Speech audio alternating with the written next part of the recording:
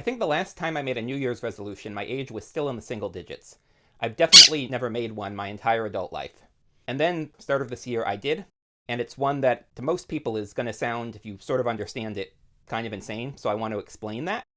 What I did, why, my reasoning behind it. And I mentioned in my video about 9 books that I know I should read, but I haven't. This was the top of my list, and it's connected to my New Year's resolution. And this is because this book is basically one of 3 reasons why I think that I could, if I could get a venture capitalist to give me about $20 million in venture capital with a team of a dozen people, do better at solving certain LLM problems than the vast majority, at least 80% of the incumbents and big teams of PhDs with billion-dollar funding trying to solve these problems. And there's 3 reasons I think that's the case. One of them is because everything we've seen so far in LLM development has been what Thomas Kuhn calls ordinary science. It's based on stuff that has been around for decades, half a century approximately. Part of it is institutional in terms of how these companies are organized, and part of it has to do with advantages I have myself. And I actually wrote a post about that way back in August of last year on my Substack, A Different Kind of AI Consultant, which I'll put the link in the description. But that's not actually my New Year's resolution. My New Year's resolution isn't that I'm going to get a venture capitalist to give me the money and I'm going to do this.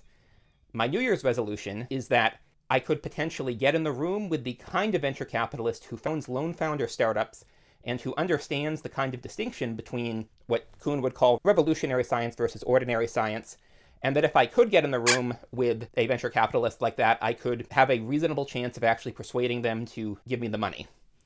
And so why did I make this resolution when I'm not saying it's my goal? Well, first of all, getting a venture capitalist to give me $20 million, that's an outcome. It's not something I can control. I can only control my output. But this whole idea originated as a thought experiment in a discussion with someone else I know who works in a similar field. And he was like, I mean, if you could solve these problems, they're throwing billions of dollars at it. And I'm like, yeah, I think I could do more than most of these billion-dollar companies full of PhDs with $20 million and a team of 12 people for at least the specific problems we were talking about trying to solve. So then I was like, okay, well, the problem is obviously 2 things. First of all, how do I persuade this kind of venture capitalist that I could actually do what I say I do? And second of all, how do I get in a room with someone like that in the first place? So when I was laid off in the summer of last year, I realized there were a few things that I really needed to work on if I was going to have a chance of making self-employment work. And these were, I needed to get better at productivity in terms of implementation, doing stuff fast, iterating fast. I needed to get way better at self-promotion. I needed to get better at networking. And I needed to get better at recognizing, because I've always sort of known better than most people what I can do and what I can't do. But because I'm so weird, people look at other signals. I've had 2 conflicting issues where one is sometimes people would assume I can do things that I can't, and I know I can't without certain supports, but I haven't said, yeah, I can't do this with the supports because they've seemed so confident I can. I'm like, well, they know about what this takes, but what they didn't know is me. And that's been a few failures. There's been 3 failures that I'd say were really substantial in my life related to that. But then the other side of it is there are things that I absolutely can do, but because I can't do what people would think of as prerequisites or I haven't done it, people think I can't do it. And so I'm like, oh, I've actually realized I have recognized where I am better than a lot of people do. So my whole life trying to do stuff, I've had a history of if I do something and people see the results, they'll often be like, wow, that's amazing. How did you do it? But if they see how I'm doing it, they're like, there's no way that's going to work.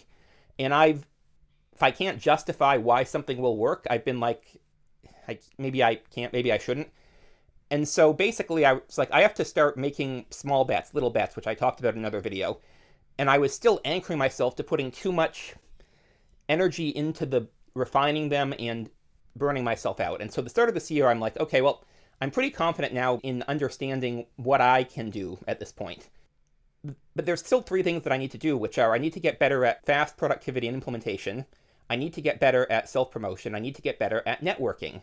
And it happens that these are the 3 things I would need to do to have a shot of getting into a room with this kind of VC and convincing them I could actually do this. If you give me even $5 million, I could get it started running for a year, 18 months. But the point is, it's not actually about the venture capitalist. If I got one to give me $20 million, I would do it, and I do think I could dramatically outperform a lot of these established startups. But it's about building the portfolio to demonstrate that I could, about trying to get my name out there and say, yes, I can do stuff like this, even if it sounds ambitious to a lot of people. And I need to get better at networking, and it's a specific kind of networking because I've always understood networking is you should be trying to meet people who have related interests, projects you can work with, who might want to pay you for something, might want to hook you up with people, you might want to pay them, you might want to collaborate. But I realized, reading the Almanack of Naval Ravikant, most people understand networking very differently. They understand it as you're getting people's business cards to maybe call on a favor in the future, and that I've never seen the point in that. But this project will force me to get better at all three of these things. You might have heard, shoot for the moon, and even if you miss, you'll land among the stars. But the stars are far away and cold and empty. Whereas with this, it's if I shoot for the moon, if I can do these three things, if I can get a handle on productivity, which I've already really, I think I basically managed that. If I can get better at self-promotion, which I'm working on, I can get better at networking, then I am in a much better position to make self-employment, make other projects work. So that's the story on this New Year's resolution. Anyways, thanks for watching. I'm Magpie. This is Leela, and I'll see y'all in the next one.